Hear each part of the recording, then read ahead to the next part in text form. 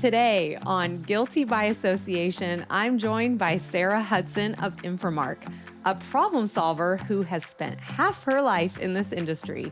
She shares how project management principles, small habits, and a passion for wellness can transform how we lead and live.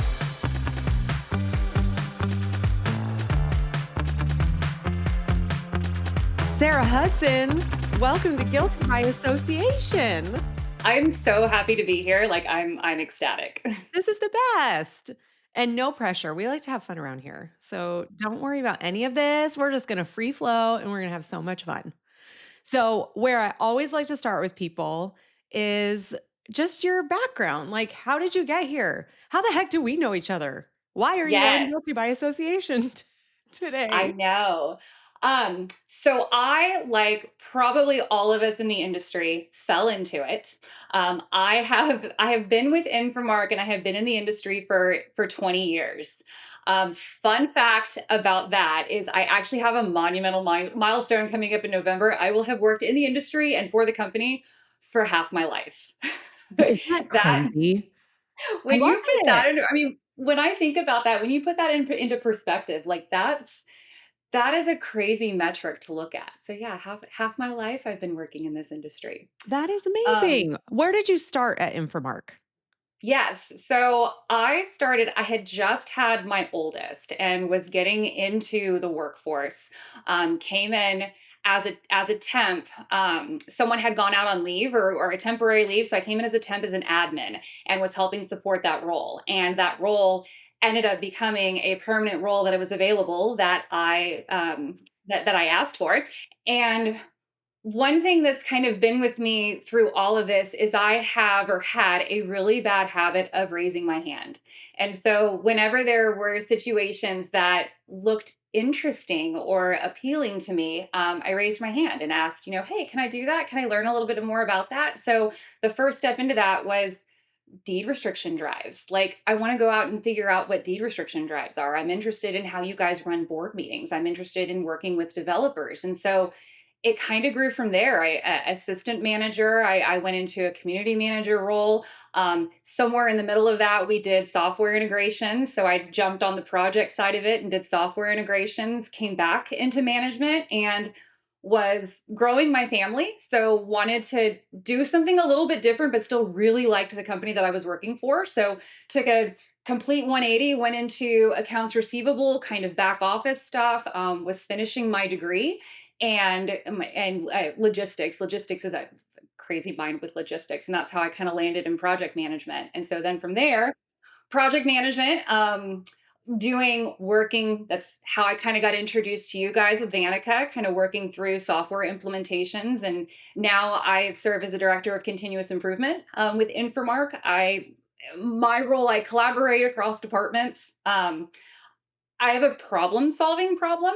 So I kind of scout looking out for problems, but also like to look at problems in creative ways on how we can overcome them, help our teams work a little more efficiently, and help finding areas where we can do value add with our clients. So it's a little bit about me. I love it. You have such a great background, having done like everything for the company. What is one of your favorite problems that you've solved? Oh gosh, you're gonna put me on the spot now for that one. I will say one of the things that I am the proudest of is as in my educational path, when I was really honing in on project management, we did not have a formal onboarding process for our new clients. Mhm. And so the two things there was an opportunity that came about and they fell into play. And I was like, all of our new clients they're mini projects.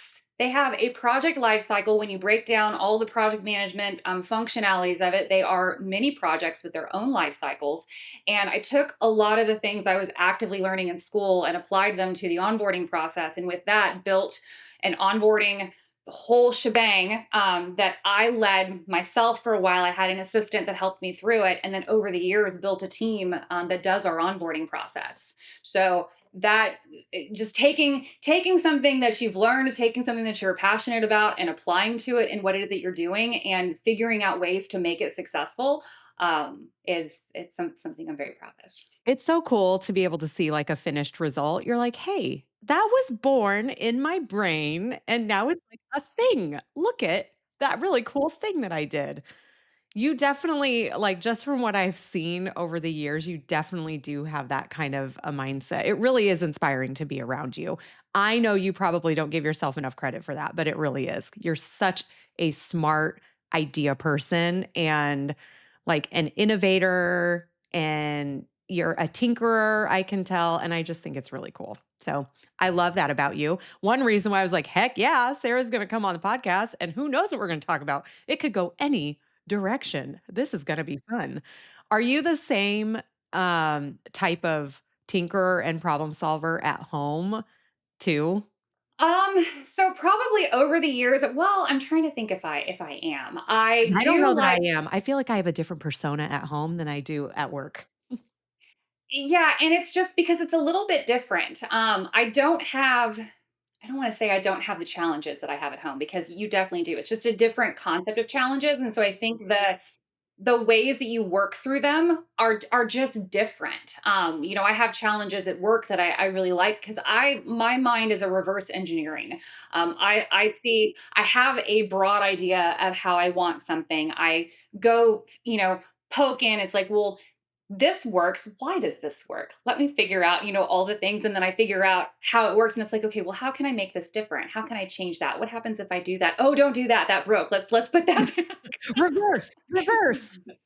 Yeah. So, no, I do think I do things a little bit differently in my personal life, just because it's just different for me. It's so true.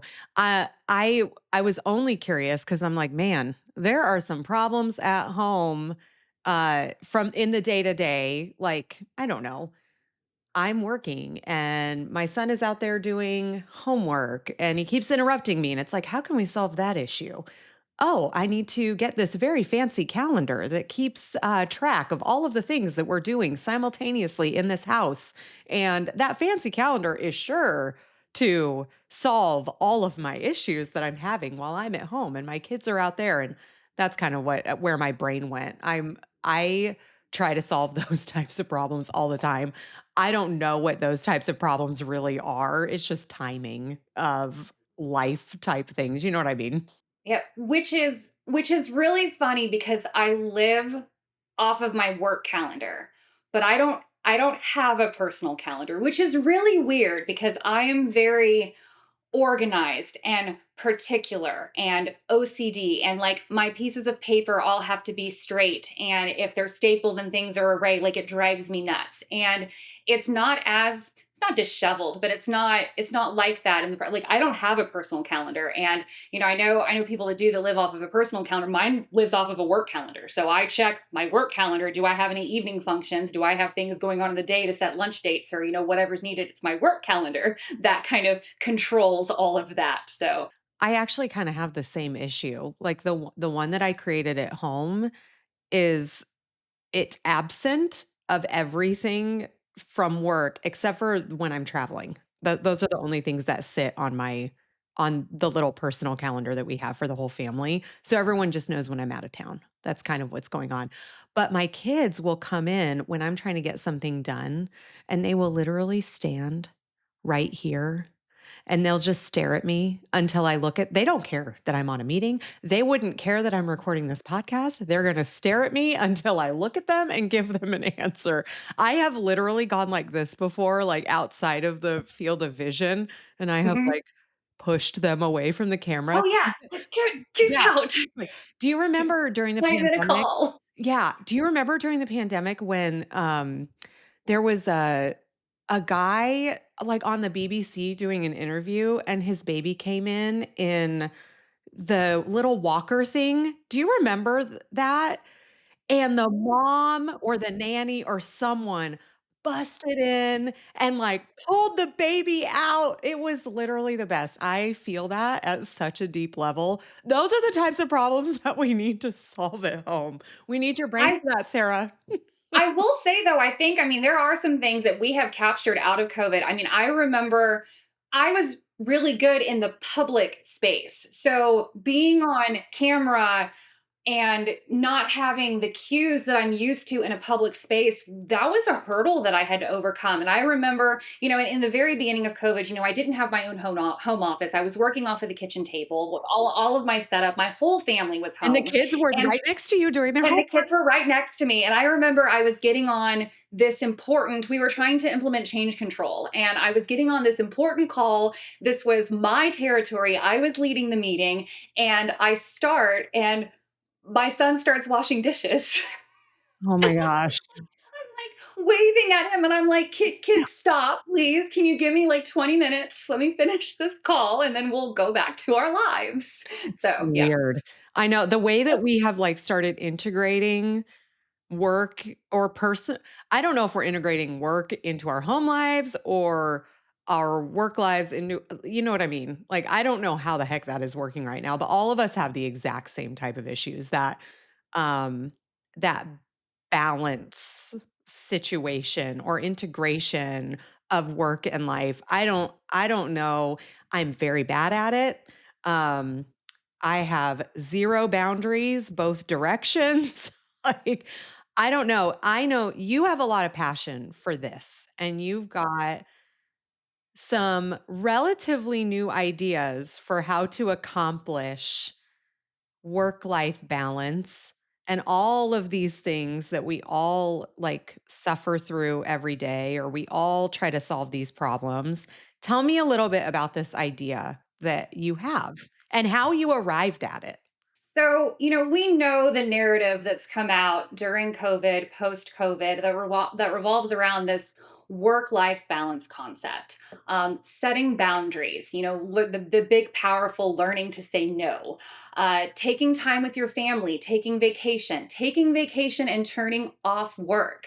Learning, some of the things on me time, learning to embrace me time, figuring out meditation, a lot of personal coaching, and all of these things that kind of set up the work life balance. And one thing that, I was seeing as a recurring theme that's really important is there was this absence of, the nutritional component, having a solid nutrition, having a solid, you know, fitness, health, lifestyle involved around it. Because when you really look at that, your nutrition is your foundation. I mean, that is, we are working organic biological bodies that need fuel, the right fuel in some capacity for even our core functions to work, for your heart to pump, for your brain to think, for you to be able to, sleep properly, get up and perform your functions throughout the day. So, when you look at it, we're in this really busy lifestyle. Some of us are executives, CEOs, owners of management companies, all the way down to our community managers, our back office support, our guys and our girls out in the field. And with this busy lifestyle, everything else is important. And even when you find the time to be able to focus on you, you don't focus on, how you're fueling yourselves. And that makes the world of difference in fueling yourselves. That can be the change of you being, aware and having the brain power to power through, a crazy meeting that you're going to have this evening, trying to figure out how to manage rogue board members, trying to figure out, your next investment policy in your company or how you're going to build capital there. Like all of the stuff, revolves around having a core foundation, and nutrition supports that. I'm excited for you because this idea you told me the bare minimum about it because I didn't wanna know too much, before we talked today, um, but I feel like this is a really important conversation selfishly. Like, I need to hear these types of things because, um, my schedule is highly inconsistent. I don't know what my day to day is going to look like. Next week could change for me tomorrow based on where I need to be at any given point in time. When I started looking at all of this holistically, I'm I like to think of myself as very business savvy. I like business. I like business acumen. A lot of it makes sense. It's kind of a mathematical component to me to where everything fits into place. And so, if you take some inspiration from business models, such as ironically, continuous improvement, the business model of scientific method, all the way down to our beloved EOS, an entrepreneurial operating system, and looking at that, you can apply some of those things to building these habits over time to help overcome what those limitations are for you, because this is not a 90-day plan. This is not an overnight fix. This is not the next greatest pill that's going to get us where it is that we need to be. This is a lifestyle change. This is a paradigm shift. If you're not used to it, you've got to break it off in little components and build these tiny habits in place, because the goal of that is to get those core things on autopilot, so that you don't have to think about it, so that everything else that is crazy in your mindset, trying to figure out how you're going to coordinate your flights, how you're going to coordinate your meetings, where your kids are going to be if they've got extracurricular activities, if you've got set as your foundation, I know I want to intentionally hit 5,000 steps. I know that I intentionally want to have, what is it, 64, I should know this, 64 ounces of water intake or 80 ounces of water intake. I want to increase my water intake. I want to, instead of when things get rough, instead of, going out to happy hour or reaching for the cookies or the donuts or something, figuring out ways that, you can reset that into something that is helpful and productive for you. It's taking them in small bite-sized pieces, setting a foundation, building a habit, compounding that over time, and turning those things into autopilot. I think that that has always been the hardest, part for me in any of this. Um, Whenever my husband and I get on, like, health kicks is what I would call it, and I think everyone in society knows exactly what I'm talking about. Typically, they start on January 1st for everybody. We are going to be better people in 2026, and we're gonna take care of ourselves. We're gonna eat right. How do you manage all of that when you're wanting to change all of it at one time? That has always been my biggest problem, is it's like, I can't just tomorrow in my brain. I'm sure I probably can if I have the right plan in place, but I can't just all of a sudden start eating right, all of a sudden cut out a glass of wine, all of a sudden start working out, because it's a lot of change at one time. I think that's the biggest problem. So, how do you do that? Do you slowly introduce it and get one habit right at a time? How do you do it? Where do I start? If Yeah. I am the person, I am probably your perfect client, by the way. Where do I You start? you hit the nail on the head. That is, it's a very exciting, you get pumped up, you've got New Year's resolutions, maybe watched a great podcast or watched a great documentary on something on TV, and you've got it. Like, this is it. This is my mindset. And I'm going to do all of this. Bam, bam, bam. I'm going to get everything set. But you hit the nail on the head. It's doing too much too fast. And it's funny that we do that on the nutritional and wellness aspect, because we all know how bad that crashes and burns in business. Every time, every I mean, time. we know that. We know that if you implement change too fast, you've got your early adopters, you've got your people that are absolutely resistant to change. You want to do all of these things all at once, because at the end of the day, it's going to make everybody's lives better. Well, yes, but there's still a process in working through and building those foundational habits. So I think the starting point is absolutely number one, you have to have awareness. And that builds into kind of the continuous improvement aspect. You've got to know where you're starting from, where your ground zero is, so that you know what metrics to build off of. And that can be, something as simple as, I look at it as, journal your day to day over a week. And this week is not the time to start. This week is the time for you to understand and have awareness of what my ground zero is. How are my sleeping habits?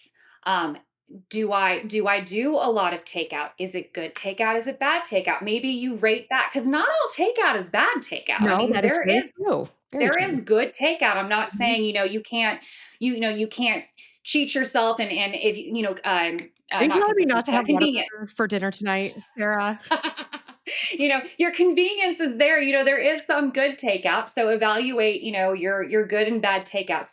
Do you drink? Do you smoke? Do you do physical activity that's not structured exercise? But do you have a dog? Do you walk your dog? Do you garden? Do you play at pickleball? Or do a check of yourself, have awareness of where you're at, and then from there, I started like pick your low hanging fruit. So and the low hanging fruit may be like if in this whole awareness I've discovered that wow, I eat out like 4 times a week. Maybe that's a couple lunches, that's a couple dinners. What if I scaled that back and replaced it with something? And we can talk about like different things that you can replace it. So maybe, and you don't have to do all of it. Maybe scale back one, maybe scale back two. And then that is a little mini goal that you monitor week over week. And it's like, yes, I only ate out, twice, or I ate out twice. I need to conserve myself for next week. Um, Water intake is a really big one. In my personal opinion, drinking is a really big one. If you have awareness of that, to scale that back. Are you ready for a fact that I just read? Um, Okay. I don't know the exact numbers. I probably should have studied before, but what's studying for a podcast? Um, the I want to say that the drinking in the United States, like they've looked over the last like 20 years and then 10 years, 5 years, it is tanking, which I mean, I personally think it's kinda cool. I used to have my fun days, like, back in the day, but I have slowly started just, like I don't really drink anymore. Every once in a while, I'll have something, but I don't like the way it makes me feel anymore. So, I just think it's super interesting. People like my son, he's 13, or he will be 13 in, like, a couple of weeks. I'm practicing saying that he's 13 because I can't believe it. But he tells, like, me and my husband, "I'm never gonna drink." I don't know if that's gonna be true. We all go through our wild phases, but, like, it's already instilled in him that he has no desire to do any of that, which I think that is really fascinating because I think, hey, we are millennial babies. We grew up very different, and I think everybody that I know that is a millennial went through, like, a little bit of a party, phase, and drinking was a very big part of that. So I just find that really interesting that that is starting to tank. Sorry for my little diatribe. I want you to continue because you have great stuff. No, no, and I mean that is there's definitely awareness. I was just having a conversation with somebody, because we in our days it was the cigarette campaign that tanked because yeah, because they finally had the power or the resources. They removed the marketing. They made all of these changes, increase the taxes, all of those to try to deter. It would be awesome to see something similar to that, on the alcohol spectrum, just because of how much of a toxin and a toxic item it is to our bodies as well. But at least the awareness itself out there, yes, you are correct. Especially with the new generations that are either at or reaching into the legal drinking age. They're the awareness of it around there is just not their cup of tea. So And they have come out with a statistic that says literally no drinking is good for you. Like people used to be like, "Oh, a glass of red wine or something like that is just fine," but there is like starting to be scientific evidence of like literally that's not even good. So, it'll be interesting to see how that uh plays out over the years when I don't know, the alcohol industry is like becoming less and less and less it seems like. But anyway, continue with your idea. no, that's no. So if we look at, that first, we've gone through our awareness, we figured out, what our low hanging fruits are. Work through those for, that magical 3-4 week period. I think there's a study out there that doing something consistently for 3 weeks, kind of instills that habitual component to it. So focus on it for a month, and that's all you focus on. So if going back to the drinking thing, maybe, you have your occasional drinks. That's not one of the low hanging fruits that you want to do, but eventually that's something that you want to kind of teeter off. That's not one of your focal points right now. I am focusing on my increase in water intake. I'm going to reduce the amount that I'm doing takeout. Maybe you're reducing, your added sugars. You want to reduce added sugar that you have, and that's a component. So now you've got real concrete things that you can track. It's not too much, and it's a starting point. And it does, are you going to, you know, build muscle off of all of that? Are you going to increase your endurance? Are you going to lose weight? You might lose a little weight, but are you going to have, these catastrophic changes at the end? No. But you're not intending to, you're not supposed to. This is supposed to be, a continuous lifestyle change that really you won't ever meet the end of, because what gets really fun later and later down the road, as you've established all of these healthy boundaries, you get this like, now what? Now what can I do? Now what should I focus on? Now what's my next thing? Because all of this I've got down pat. What's the next challenge that I can do that will, help make me feel better, or what that may be? Yeah, you're building Yeah. confidence in yourself slowly, like, and building the discipline, to that I don't know, just know that I can complete this one thing. I love that. This is so great. So what's the next step? If you figure out what your habits are, what do we do now? So another thing, there's this big push on, you've got to increase your steps. You've got to, start, the magic number is 10,000 steps, which actually is a really neat number when you break down where that number came into play. So a average person's stride, if you do 2,000 steps, that on average is about a mile. So if you are, and then if you look at a mile, that how many calories do you typically burn in a mile? Again, roughly 100 calories. So 100 calories per mile, 100 calories per 2,000 steps. So now if you have these 10,000 steps in a day, you've got 5 miles, 500 calories. If you do that consistently 7 days a week, you've built up 3,500 calories. That is the magic number of calorie reduction to lose a pound in a week. Where did you learn that? Honestly, I read it somewhere. I mean, so I read it somewhere, but then also part of it is because of what I do, and I have a stepometer. That's totally not the name. Oh, that's not an odol. Whatever the pedometer. It's a pedometer. The footometer.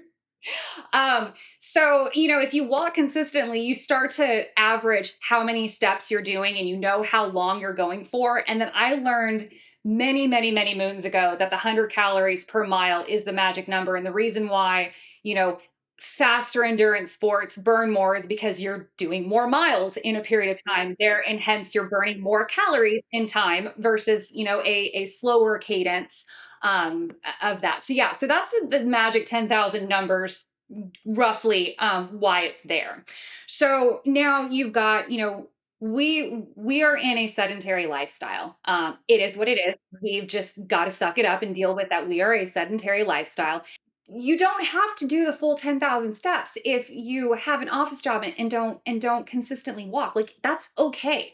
Kind of in that first bat, and I call them intentional steps, because you may be walking around throughout your day, but that's part of your daily lifestyle. So you're not currently doing anything above and beyond what is your daily lifestyle of the number of steps that you get in, be that 1,500, be that 5,000.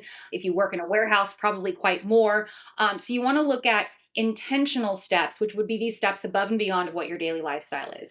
In the very beginning, start out with 2,000 steps. I mean, and so if you think of that, 2,000 steps is a mile for a person starting out, 18, 22 minutes, 25, 30 minutes, whatever it is, in that, you can break that down easily over three different segments during the day. Take a 10-minute walk in the morning after you have your coffee, or you wake up, get some sun on your face, get started for the day. If you have the ability during your lunch break, there's actually studies out there that show if you do a nice walk after you eat, it helps stabilize your blood sugar levels. And so that's something you can help incorporate into your day.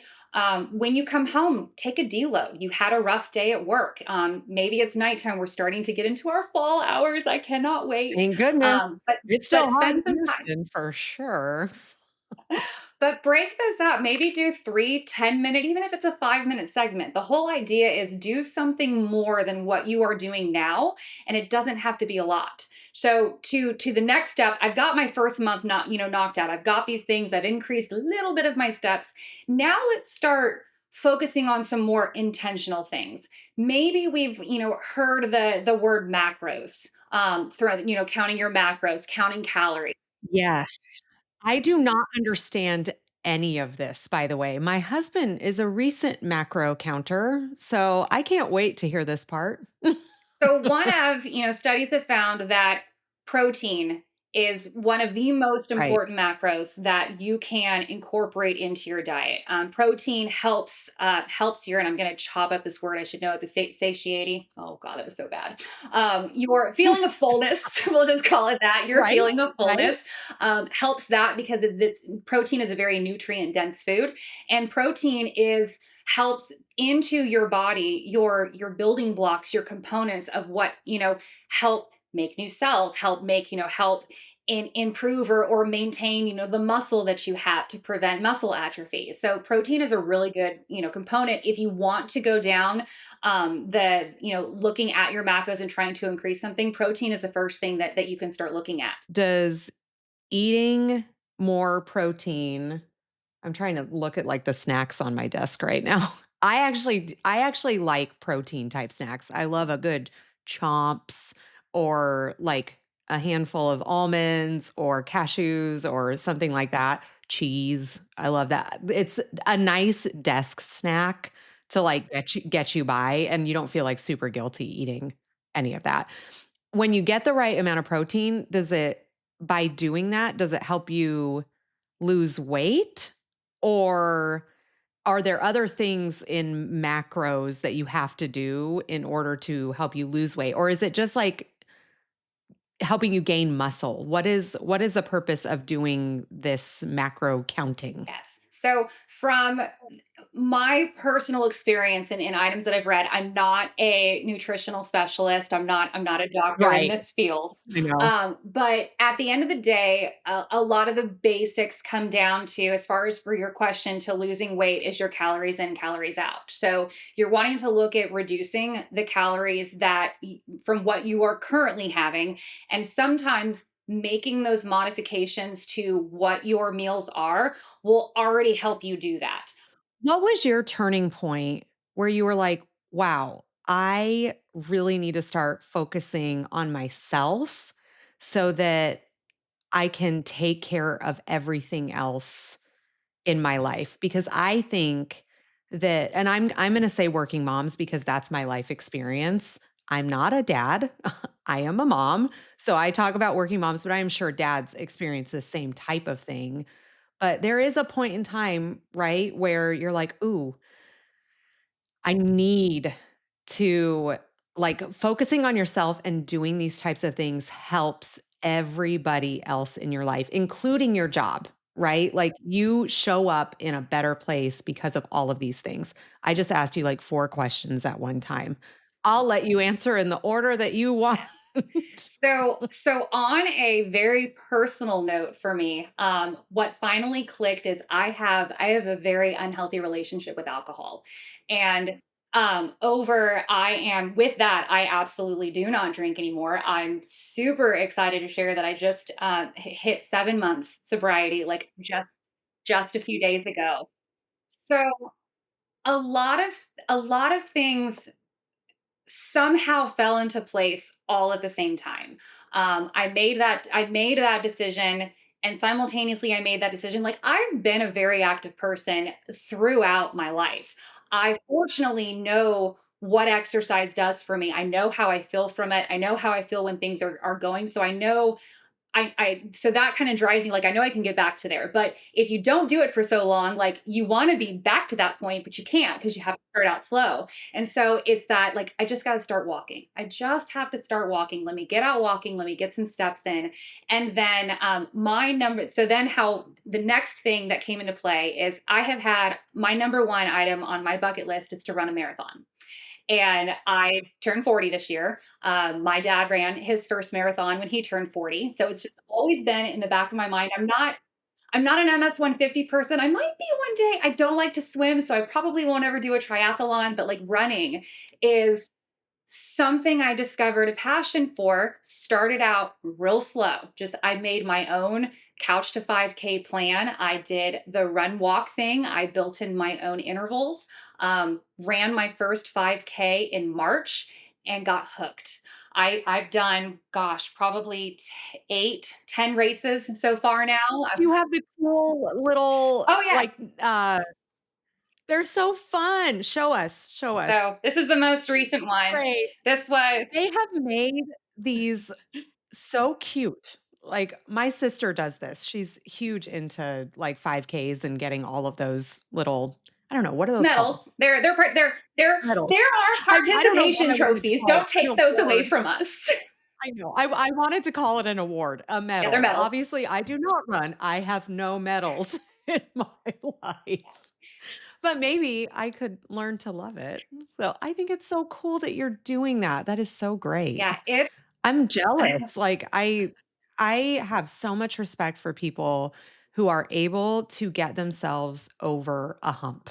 And that's kind of what it sounds like you did. You're like, you found the drive, like, deep down, and you're like, "No, I'm gonna do this."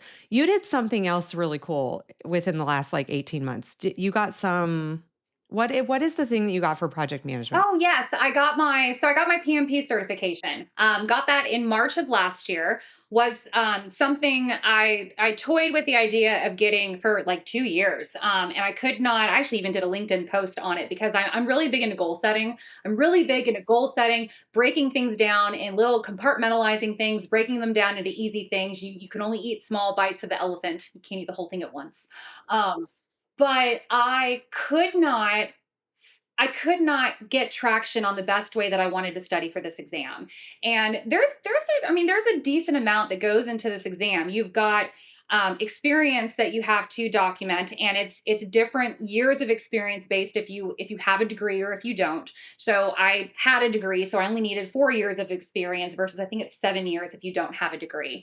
So and then you've got to document the 4 years of experience of all the projects that you've led and how you led it, what stages of the project you led, how you worked through the project. And so that's your application. Your application has to get approved. And then you study for this very intense doomsday of an exam. And I mean, it's I so can't even believe it. For project management, it's, like, wild what you go through to get this, certification. yeah, it's like 180 questions, I think, because it breaks down into 360 question segments. Took me 3.5 hours to do.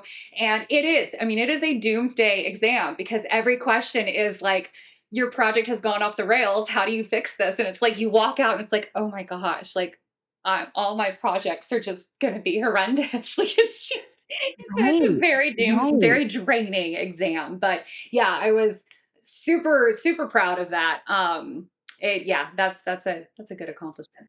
Do you think that that certification can tie into building something in health and wellness for professionals? The framework that I'm working on is something, yes, that I want to cater to our professionals. I'm also actively working on my personal trainer certification and my nutrition coach certification. So those are the next things that I'm actively in my personal trainer training thing for that certification right now, and then I'll jump to a nutrition coach. So those are some things that I'm excited about to be able to expand on, help people find what makes them tick. And that's the thing that I wanted to share about running. It amazes me how it all fell into play. And how it fell into play is that running is my therapy. I don't drink so that I can run. I run about 5 to 6 days a week. And so the last thing that I want to do is go out on a Friday. No, I'll go out. Don't get me wrong. I love Heineken Zero. I found a lot of non alcoholic beverages. I do. Hey, Why Yes, not? I do, the sparkling water with grenadine and lime, like, you can have a good time and not need the alcohol for Yes, it. you You're out with a can. lot of people. So but that's the last thing is, like, I didn't wanna do that, and then not only not be able to run the next morning, but now my next 24 to 48 hours are shot. Like, I don't wanna do anything, my motivation is gone, I didn't get to run the miles that I Yep. normally do. So I don't do that so that I can run, and then on the flip side, I run so that I don't get the desire for it again. It's like this happy Yeah. symbiotic relationship that has just this is the fact that I've got sobriety now is what I feel the only reason I've been able to make any of this stick. Like I said, I've been very active on and off throughout my life. I have been active now for 8 months. Consistent. I run 5 days a week. I just started strength training. I do strength training 3 days a week. I mean, I've never been this consistent. I don't think ever in my life. And I think that is a huge component. So I say if you are thinking about removing alcohol, like it is such a great decision for your life. And I think you'll reap more benefits that you even know about. So I think that's so cool. I love it. So if you could give any advice for anyone who's listening to this and like, wow, I wish that I could do stuff like that. Like me personally. Like I love this and I know that I feel like I try all the time to do all of this health and wellness stuff and something always comes up. I got sick last week. Like what how do you start? What's your recommendation? I know you said like maybe journal for a week. What is your recommendation for anyone listening who is a professional? Maybe they're a parent or they're just getting married, their life is super busy. What should we do? How do we start? So I think one thing to focus on is don't be hard on yourself. Like you don't have to you don't have to be perfect at all of this. You're not going to be. I'm not perfect at all of this. And there's the term thing out there that progress over perfection, consistency over perfection. And so don't be hard on yourself. Life happens. That's why I think it is so critical to build those foundation aspects, those things that you can build small habits on, put them on autopilot. If something happens, if you're traveling, if you're sick, if you just can't get to it, that day's done. Focus on the next day, one day at a time. Your whole focus is for today. Don't worry about tomorrow. Get today out of get today done. If today didn't happen the way that you wanted to, good news is you've got a whole nother start that you can do tomorrow. Focus on then focus tomorrow on today. I love that. That's so good. We probably need to schedule another podcast to continue talking about this because this is such good information and no, it's not necessarily about community management or Vantka or whatever, but it's a people thing. And that's what I love. I love people's stories. I love like hearing about what you care about and how you can help others, like all of that. Ooh, this is so good. Um, Now, my favorite question of the podcast, it is called Guilty by Association. So, what is one thing that you are guilty of in life or in work that could help someone else? Yes. So, this is actually something I think recently that came to light for me, and it was an aha moment. But so over the years, I'm really good at training. I'm really good at the training aspect of things, making sure people have the right tools to do what they need to do for their job. But recently, I'm not very good at actually formally giving the green light. Like I'm showing you how to do it. I'm giving you everything now go. No, go do it. Like the actual act of telling someone you've owned this, you've got it, it's yours now, it's your baby, run with it. And it took me a while. Like I'm like, well, where does this come from? And it's this assumption that I discovered that I have, and it's like, I have the mentality. I just pick up a lot of stuff and run with it. I mean, I'm curious about things. I will go after things. I ask permission sometimes just to make sure I'm not stepping on toes, but like, I want to take this. Can I, show me it? All right, good. I'm going to go run with it. And there was this assumption on my side. It's like, I've given you everything. Like, go run with it.